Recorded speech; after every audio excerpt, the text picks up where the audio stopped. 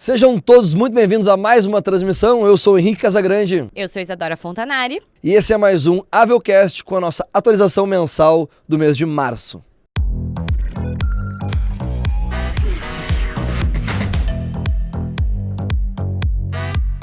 Só fazendo um alinhamento com o pessoal que está aí de casa hoje nos acompanhando, para a gente seguir aqui uma linha de raciocínio na nossa transmissão, a gente vai começar falando um pouquinho sobre o cenário global, né, trazendo alguns pontos desse mercado internacional, relembrando algumas coisas também que a gente já trouxe nos meses passados, já que a gente não teve uma mudança assim tão expressiva e significativa em determinadas questões, e depois sim a gente segue para falar de Brasil, né, que é o foco hoje da nossa atualização. Perfeito, perfeito. Quando a gente fala de cenário internacional, a gente não pode deixar de abordar China, Estados Unidos, trazer um pouco de Europa, como a Isa muito bem comentou. A gente não teve nenhuma grande diferença, algo pontual no quesito cenário global do mês de fevereiro, que foi um mês curto para esse, mas é legal salientar algo que realmente reflete tanto em Brasil como no mundo como um todo, né? Eu acho que é bacana a gente começar por China, que teve algumas modificações no que tange a própria política de Covid-0, né? Então, a questão das fronteiras, a gente sabe que a China é um grande parceiro comercial do Brasil, e a gente sabe também que as demandas chinesas elas mexem muito com empresas do nosso país. Prova disso é que commodities têm reflexo aqui, tanto o preço do minério, petróleo. Então, assim, a China não teve o crescimento almejado no ano de 2022. Para 2023, para o ano que nós estamos vivendo, pretende aumentar PIB, aumentar a produção. O foco dela tem sido muito a parte de construção civil e, obviamente, ela precisa retomar, flexibilizar um pouco aquelas medidas mais restritivas no que tange a pandemia. Então ela está caminhando frente a isso e o Brasil acaba se beneficiando justamente desse movimento, né? Acho que a grande questão de economia chinesa, né, é que ela vem na contramão das demais grandes economias globais, né? Enquanto a gente tem aí Estados Unidos, vários países da Europa passando por um momento bastante complicado, na China a gente tem um movimento muito diferente, né? Muito por conta de uma política monetária e fiscal mais expansionista que aconteceu ao longo de todo o ano de 2022, agora com esse processo de reabertura, né, da economia com relação às restrições à Covid-19, e hoje se tem uma expectativa de crescimento pro PIB da China acima aí dos 5% para esse ano de 2023. Claro que a gente tem alguns pontos de atenção, né? Nesse caso vale citar a questão geopolítica. A gente sabe que se trata de um país com uma interferência, né, do governo, uma interferência estatal aí em diversos segmentos bastante grande, e também com relação ao setor imobiliário, que pode passar por alguma crise aí ao longo desse ano de 2023. A China é um caso específico que a gente gosta de trazer, porque é atualmente a segunda maior potência mundial, né? Falando de economia, obviamente. E quando a gente pega um contraste de China e Estados Unidos nesse ano de 2023, a gente enxerga ainda assim um cenário mais favorável para a China do que propriamente para os Estados Unidos. Principalmente no quesito de inflação, de projeção de crescimento. A China, diferente dos Estados Unidos, tem uma mão estatal muito forte, seja nas empresas, seja, por exemplo, Changzhou, que é uma cidade, que é um polo tecnológico chinês, comparado dentro das proporções ao Vale do Silício nos Estados Unidos, o maior incentivador, a parte que mais fomenta não vem da iniciativa privada, e sim do próprio governo. Então, a gente enxerga um 2023 em melhores condições de crescimento para a China do que propriamente para os Estados Unidos. E é justamente dele que a gente vai falar nesse momento, né, Isa? Perfeito, Henrique. Nos Estados Unidos a gente teve a divulgação no último mês de alguns dados que revelaram aí surpresas altistas com relação à inflação, ao nível de atividade econômica e também com relação ao mercado de trabalho, né? Inclusive, a gente tem a liberação de alguns dados amanhã. Exatamente. Amanhã sai o payroll, né? E a estimativa de mercado, o consenso, né? É um termo que o mercado gosta de utilizar, é de 200 mil novas vagas de empregos, né? E claro que, como a gente fala de economia, de mercado, tudo é baseado em projeções. Então, vindo acima do consenso, o dado sai como muito positivo, o mercado reage bem.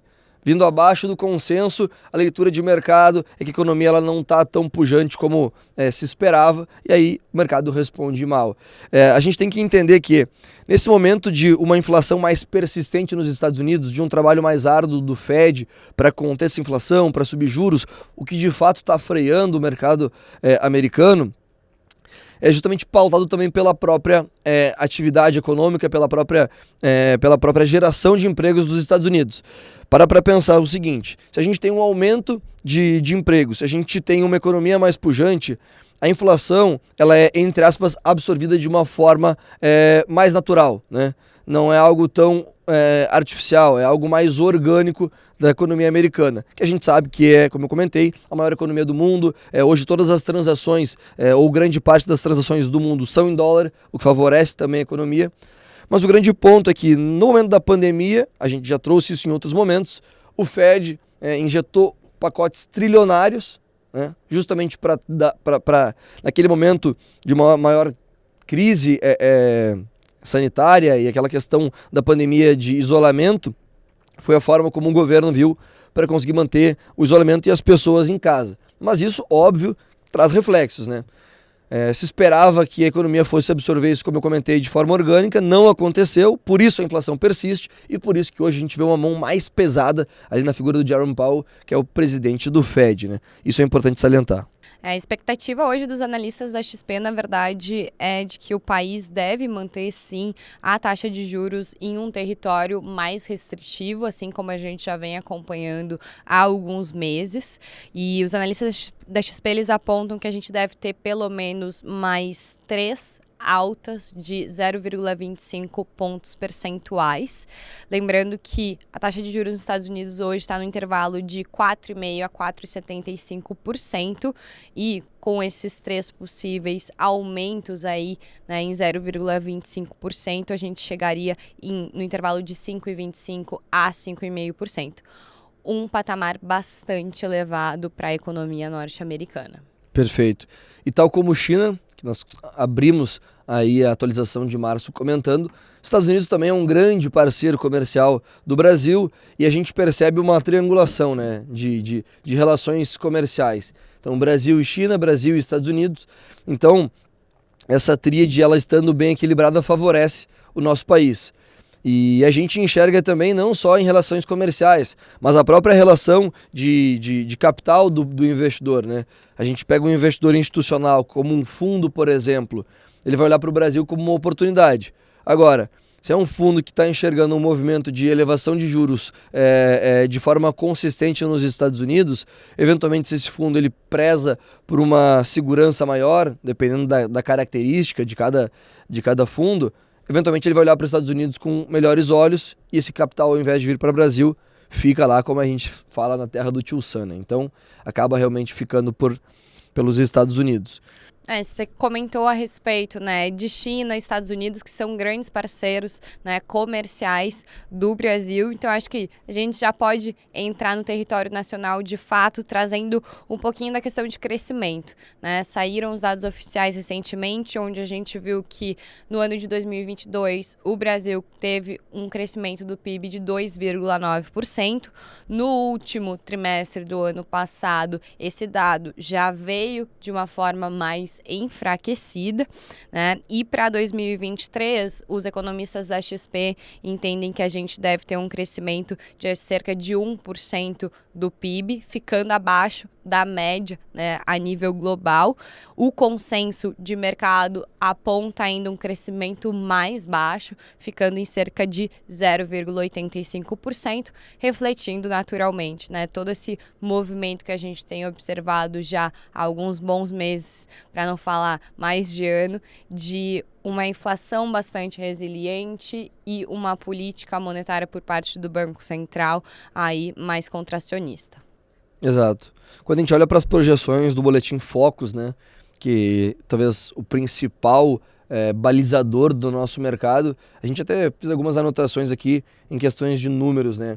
Então o PIB ficou na casa de 0,85, a XP é até um pouco mais otimista nesse apontamento, mas quando a gente olha, por exemplo, para a inflação, né, o nosso IPCA, para o investidor que está nos assistindo, que hoje tem a carteira com algum ativo em IPCA+, é importante entender esse dado. Falar de taxa Selic também, a nossa taxa de juros, para o investidor que tem ativos na carteira pós-fixado ou eventualmente CDI+. Né? A gente tem uma projeção do relatório Focus, lembrando, isso é uma projeção, pode ter alguma oscilação assim como teve, né? Alguma adequação ou alteração. Então, a inflação projetada para 2023, que antes estava na casa de 4,94, ela já salta para 5,9. Né? Essa primeira projeção foi antes das eleições. A gente teve um governo de esquerda assumindo, um governo populista, que a gente sabe que historicamente apresenta um gasto maior, então obviamente isso vai refletir no nosso pacote inflacionário. Então, como eu comentei, inflação sendo de 4,9 para 5,9, a nossa taxa Selic projetada para 2023, que antes tinha uma projeção de queda para 11,25, hoje ela já se encontra na projeção para 2023 de 12,75, e aí, trazendo a visão da própria XP, não é tão otimista assim, não é com essa perspectiva de queda, de alívio no nosso CDI, na nossa taxa Selic, e sim de se manter até o final de 2023 em 13,75, né? Voltando um pouco atrás, né, a gente comentou agora essa questão de um cenário de juros mais elevados, a gente estava falando anteriormente de crescimento de PIB, e fato é que esse cenário de juros elevados, ele acaba implicando num aumento da inadimplência, não só da pessoa física, mas acarretando também problemas, naturalmente, né, para as pessoas jurídicas, para as empresas.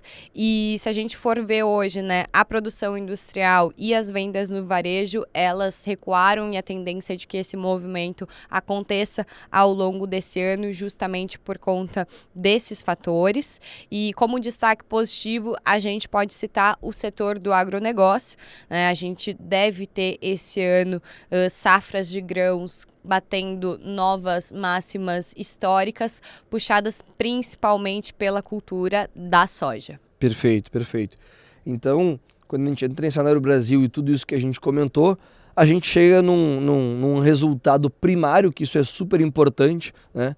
A gente não vinha tendo esse resultado primário positivo há muito tempo, o governo Bolsonaro conseguiu apresentar isso no último ano de mandato, e agora o resultado que o Boletim Focus aponta para 2023, que antes era de menos 0,5% do PIB, hoje já está projetado menos 1% do PIB. Então, como eu comentei, são projeções apenas, mas elas não são das mais animadoras possíveis para esse ano de 2023, né?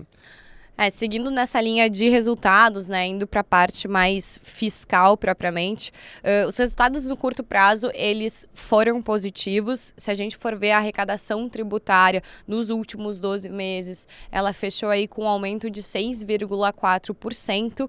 Em janeiro, que é o último dado que a gente tem, esse dado ele veio como um superávit de arrecadação primária, mas já um pouco abaixo, né, do que a gente tinha nos meses anteriores. E é justamente esse cenário que a gente deve ver ao longo desse ano de 2023, que é de uma deterioração dos resultados fiscais propriamente, né? A gente teve um aumento já de 6% das despesas no mês de janeiro, muito por conta, enfim, dessas execuções de despesas, expansão do programa do Bolsa Família, além das despesas discricionárias. E aí, falando nessa questão, o mercado inteiro ele aguarda essa definição um pouco mais clara, até para posicionamento, né? Como a gente já falou em outras transmissões, o mercado ele gosta de uma definição, ele gosta de entender o que está de fato se passando e quais serão os próximos passos, até para que se monte uma posição mais previsível, digamos assim. E quando se fala em aumento de gastos públicos, a gente não pode deixar de referenciar também a questão da reforma tributária, que está em andamento, o que isso vai refletir, e a própria questão do arcabouço fiscal, que segundo a Haddad, deve vir até o final do mês de março. Então, muito provavelmente em abril, na nossa atualização mensal do mês de abril, a gente já vai ter alguma informação em relação a isso, e sem dúvida alguma, o próprio mercado já vai apresentar um comportamento baseado no que for trazido nesse arcabouço, né? Então, para quem não tem ao pé da letra, o arcabouço fiscal nada mais é do que o planejamento, o orçamento de como o Brasil e como o governo vai literalmente poder sair de um déficit que a gente vive, para um superávit, conforme foi falado pelo próprio Fernando Haddad. Então, é a estratégia que a gente vai utilizar. Eu lembro de ter apresentado isso, inclusive, em um Avel News, que ele tinha deixado claro que a ideia de sair de um déficit para um superávit não dizia respeito a aumento de arrecadação. Mas não é o que a gente vem enxergando, né? Então, esse é o ponto. Apresentado esse plano orçamentário, a gente vai ter uma definição um pouco mais clara. Um arcabouço fiscal crível, com sustentabilidade fiscal, ela é uma condição, na verdade, necessária, né, para que as expectativas de inflação comecem a ceder no médio e longo prazo e que daí, sim, naturalmente, o Banco Central comece a fazer essa redução, né, de taxa básica de juros. A Simone Tebet, que é a nossa ministra do Planejamento, afirmou que esse desenho do novo arcabouço fiscal ele já está pronto, eles estão finalizando nesse momento alguns cálculos e que ainda nessa semana o Fernando Haddad, nosso ministro da Fazenda, deve fazer a apresentação para o presidente Luiz Inácio Lula da Silva e, segundo palavras da própria ministra, abre aspas, a proposta vem agora em março, vamos ter essa reunião para ver a fase final. Será um arcabouço justo que vai olhar pelos dois lados, da receita e das despesas, com responsabilidade social, mas sabendo que não há social sem o fiscal. E eu acho que é esse o grande desafio desse governo no que diz respeito a essa questão de política fiscal hoje.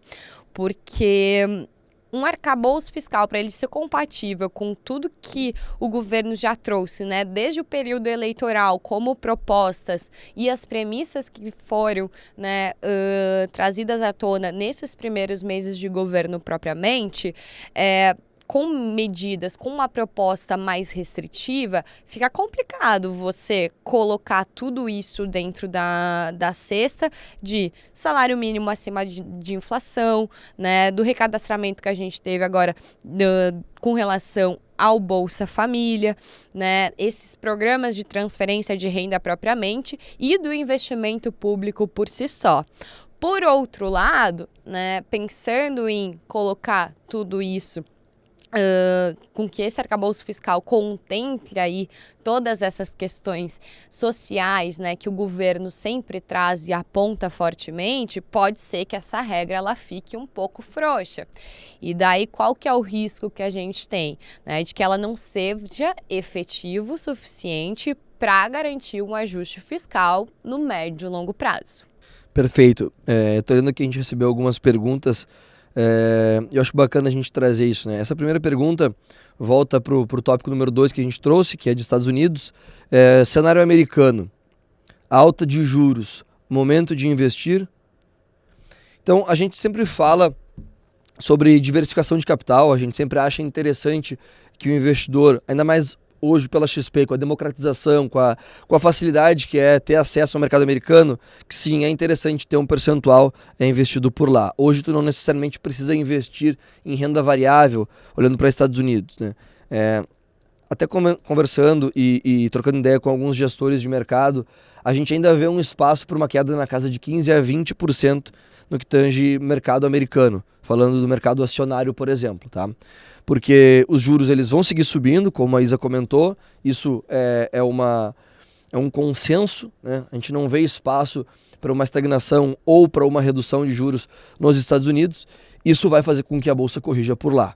Agora, no que tange a parte de fundos imobiliários, no que tange a parte de renda fixa ou até mesmo fazer posição em algumas ações, é o que a gente sempre fala. O momento de fazer posição em renda variável, obviamente, é quando o mercado está distante do teto, quando o mercado tem espaço para crescimento.